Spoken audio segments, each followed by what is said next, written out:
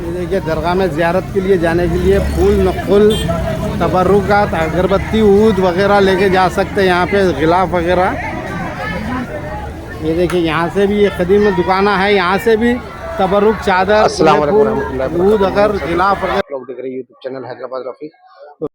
تو دوستو آج جشن چراغاں منایا جا رہا ہے. دیکھیے آج 15 صفر ہے. 15 صفر کو جشن چراغاں منایا جا رہا ہے. آئیے چلتے ہیں درگاہ شریف میں.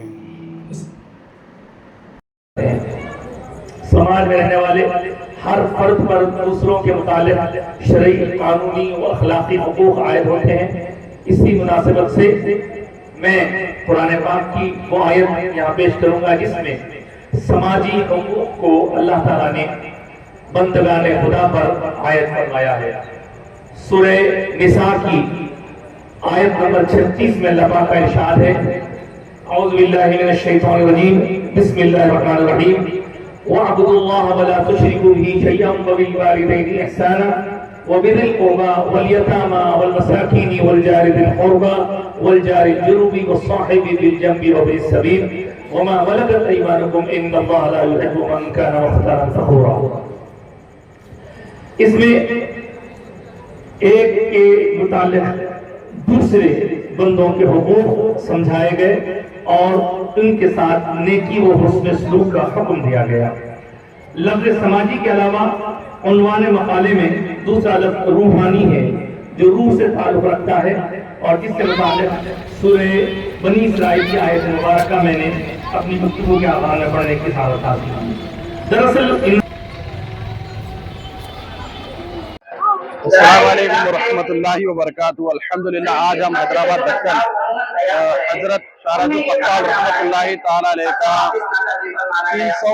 353 عرس شریف ہے. الحمدللہ 353واں عرس شریف ہے. اس میں شامل ہے ہمارے ساتھ ماشاءاللہ آپریٹر سلیم بھائی ہے اور ہمارے ماشاءاللہ لیڈر صاحب ایم آئی ایم کے شوکت بھائی ہے. الحمدللہ یہاں پر ہم زیارت کے لیے آئے تھے تو الحمدللہ یہاں پہ کئی ایسے زائرین آتے ہیں اور یہاں پر زیارت کرتے ہیں اور یہ ان کی برکتوں سے فیضیاب ہوتا ہے. تو آپ تمام سے بھی گزارش ہے کہ آپ کہیں پر بھی بارگاہ ہو تو وہاں پر جائیں. انشاءاللہ تعالیٰ آپ کو بھی ان بزرگان دین کی برکتیں حاصل ہوں. السلام علیکم. ایک بیعت ارادت اور دوسری بیعت تبرک. بیعت ارادت وہ بیعت ہے جس میں مرید اپنے ارادہ و اختیار کو ترک کر کے اپنے آپ کو اپنے شیخ کے سپرد کر دیتا ہے.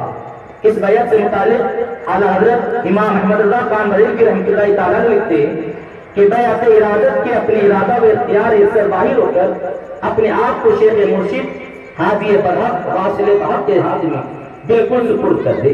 اسے مطلقاً اپنا حاکم و مالک کو متصرف جانا, اس کے چلانے پر راہ سلوک چلے, کوئی قدم بے اس کی مرضی کے نہ رکھے. اس کے لیے اس کے بعد احکام یا اپنی ذات میں خود اس کے کچھ کام اگر اس کے نزدیک صحیح نہ معلوم ہو انہیں افعال خضر علیہ السلام کی مثل سمجھے. اپنی عقل کا قصور جانے, اس کی کسی بات پر دل میں بھی اعتراض نہ لاش, اپنی ہر مشکل اس پر پیش کرے اور اس کے ہاتھ میں مردہ بدست زندہ ہو کر رہے. یہ بیعت سالکین ہے اور یہی مقصود مشائخ مرشدین ہے. یہی اللہ عز و جل تک پہنچاتی ہے. یہی حضور پاک نے صحابہ کرام رضوان اللہ تعالیٰ علیہ مجمعین سے لی ہے. حقیقت بیان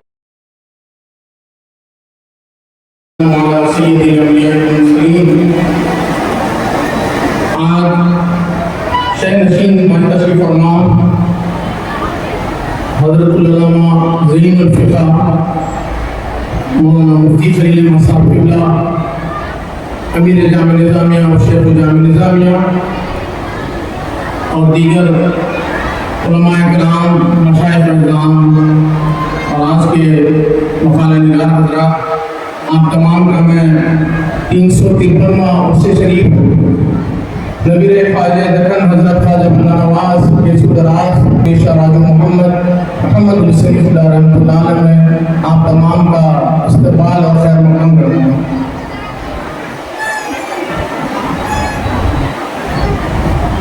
تین سو 353واں عرس شریف میں ہم سے حضرت سید شاہ یوسف محمد حسینی جد اعلیٰ حضرت بندہ نواز کے بزرگ حضرت سید شاہ فتال کے نامی سے مشہور اور معروف ہیں.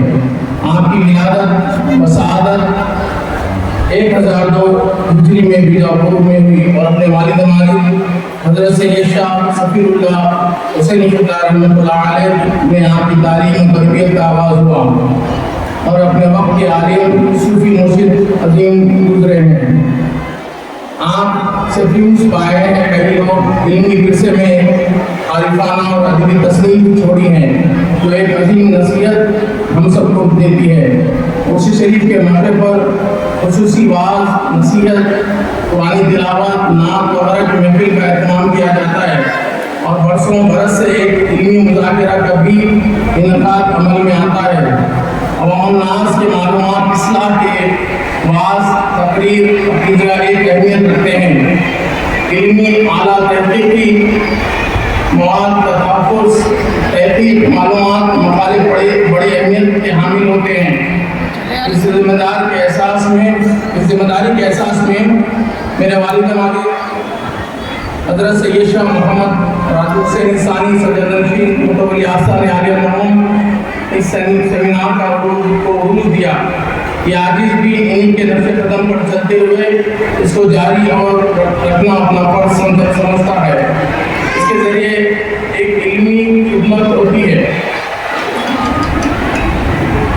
حلقہ سوال کو شائع بھی کیا جاتا ہے. حالت حاضر کی روشنی میں اہم عنوانات کا انتخاب عمل میں آتا ہے.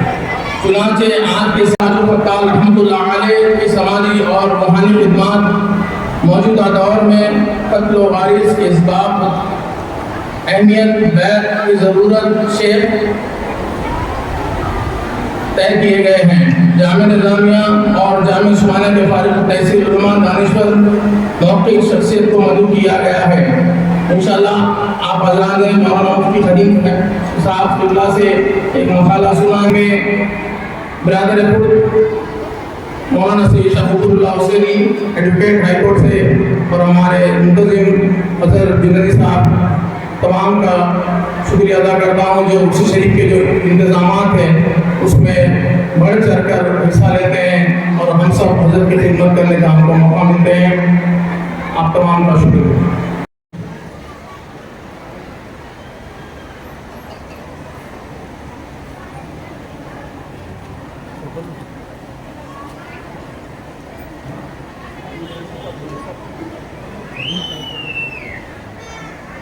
ساتھ ساتھ محمد سلیم کارپوریٹر صاحب کی بھی بہت شکریہ.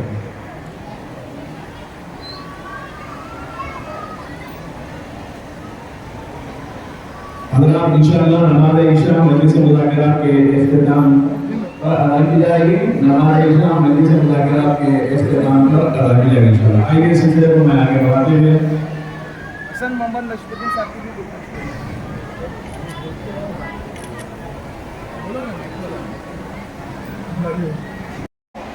حضرت بارگاہ شاہ فتح رحمۃ اللہ علیہ میں منقبت کا نظارہ پیش کرنے سے پہلے ایک مرتبہ روشن اللہ پاک کے پیش کر رہا ہوں سماعت ہوگا. رب العالمین کی مناسبت ہے تازہ بات کے اشعار ہے.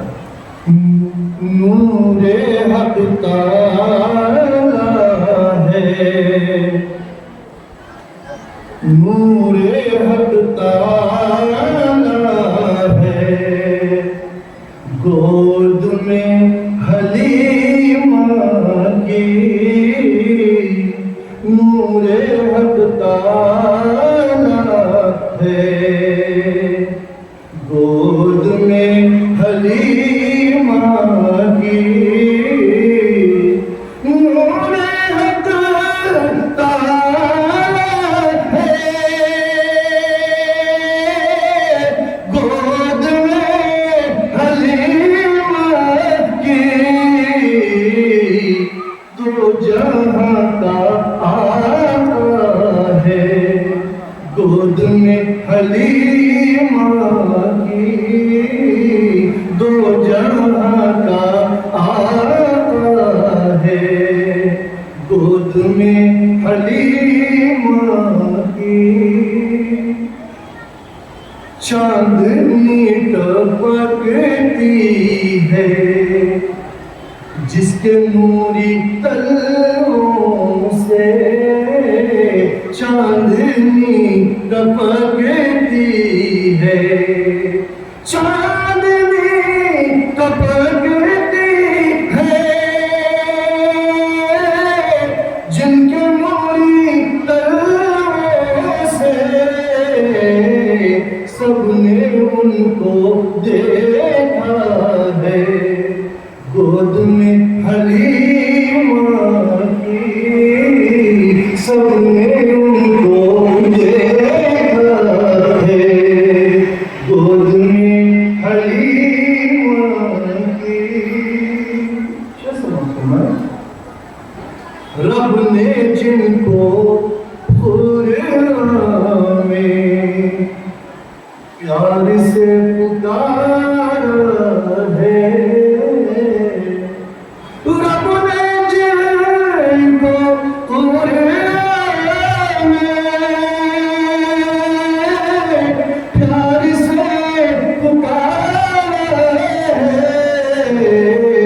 ہے وہ یاسین و طٰہٰ گود میں حلیمہ کی ہے وہ یاسین و طٰہٰ اور یہ شعر بدل کا سمجھ میں گا ایک جز ہے کلمے کا عرش و فرش کا مالک ایک جز ہے کلمے کا ایک جز ہے کلمے کا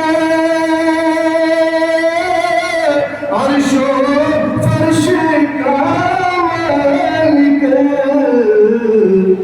دوسرا جز کلمہ گود میں حلیمہ کی دوسرا جز کلمہ گود میں حلیمہ کی یعنی ہاتھ میں ہاتھ ملانے کی ضرورت ہوئی تاکہ بیع و شراء پوری اور ختمی وعدہ ہوگا اب مسلمان کو اس بیعت کے لیے ہاتھ بڑھا سکتے ہیں مگر خدا تعالیٰ کی شان نہیں کہ اپنا ہاتھ ان کے ہاتھ پر رکھے اس لیے ارشاد ہوا کہ نبی پاک صلی اللہ علیہ وسلم کے ہاتھ کو ہمارا ہاتھ سمجھ لو اور ان کی بیعت کو ہماری بیعت چنانچہ ارشاد ہے ان الذین یبایعونک انما یبایعون اللہ یعنی اے نبی جو لوگ ظاہراً آپ کے ہاتھ میں ہاتھ ملاتے ہیں وہ آپ کا ہاتھ نہیں ہے ہمارا ہاتھ ہے سبحان اللہ مذکورہ والا اقتباس میں حضور شیخ الاسلام نے جس آیت سے استدلال فرمایا ہے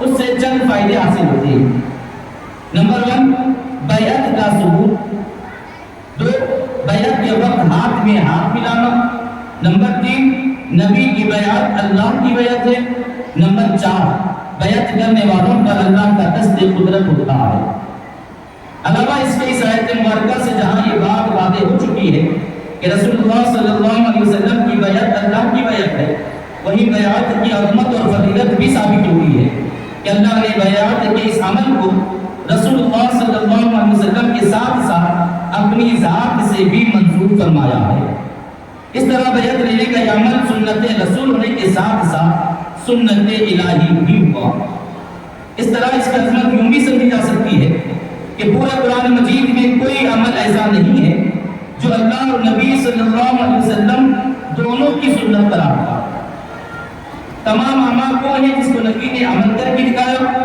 لیکن اللہ ان اعمال کو انجام دینے سے بے نیاز ہے سوائے درود کے کہ اللہ آیت درود و سلام میں درود بھیجنے کے عمل کو اپنی جانب بھی منسوخ فرماتا ہے کہ اللہ اس کے فرشتے نبی پر درود بھیجتے ہیں اے ایمان والوں تم بھی نبی پاک پر درود و سلام بھیجو لیکن وہاں نبی پاک کا ذکر نہیں ہوتا اس طرح کوئی عمل ایسا نہیں ہے جو بیعت وقت سنت رسول بھی ہو اور سنت الہی بھی یہ عظمت بیعت کو حاصل ہے کہ بیعت وقت سنت رسول بھی ہے اور سنت الہی بھی قرآن میں بیعت کا ثبوت قرآن مجید میں خصوصیت کے ساتھ 3 مقامات پر حضور پاک کے دست مبارکہ پر بیعت کرنے کا ذکر ملتا ہے جن میں سے ایک سورۃ الفتح کی مذکورہ والا آیت مبارکہ ہے جس میں صلح حدیبیہ کے موقع پر صحابہ کرام کا حضرت عثمان غنی رضی اللہ عنہ کی شہادت کے فوق پر حضور پاک کے دست مبارکہ پر بیعت کرنے کا ذکر ملتا ہے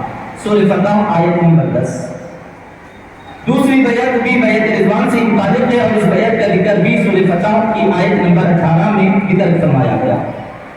तीसरी बैयत बैयत इस्लाह है, जैसा कि सूरह मुमतहिना में अल्लाह रब्बुल इज्जत ने इस बैयत का जिक्र फरमाया, जिसमें ईमान वाली औरतों का हुजूर पाक सल्लल्लाहु अलैहि वसल्लम के सामने बैयत करने का जिक्र मिलता है, जिसमें मोमिन औरतें आइंदा गुनाहों से बचने का अहद करती हैं। हदीस में बैयत का सबूत हज़रत उबादा बिन सामित रज़ियल्लाहु अन्हु से रिवायत है कि आप फरमाते हैं कि बायअना रसूलुल्लाह सल्लल्लाहु अलैहि वसल्लम अला समई व ताआ, कि हमने रसूलुल्लाह सल्लल्लाहु अलैहि वसल्लम से हर हालत में आपकी बात सुनने और इताअत करने की बैयत की। सहीह बुखारी। हदीस नंबर 2 हज़रत औफ बिन मालिक अशजई रज़ियल्लाहु अन्हु से रिवायत है, आप फरमाते हैं कि हम 9 या 8 या 7 आदमी रसूलुल्लाह सल्लल्लाहु अलैहि वसल्लम की खिदमत में हाजिर थे, तो आपने फरमाया क्या तुम अल्लाह के रसूल से बैयत नहीं करोगे? हमने अर्ज की हुजूर हमने अभी नई बैयत की है। तो हमने अर्ज किया या रसूलल्लाह आपसे बैयत कर चुके हैं। रसूल पाक ने फिर फरमाया क्या तुम अल्लाह के रसूल से बैयत नहीं करोगे? हमने अर्ज किया रसूलल्लाह हम आपसे बैयत कर चुके हैं।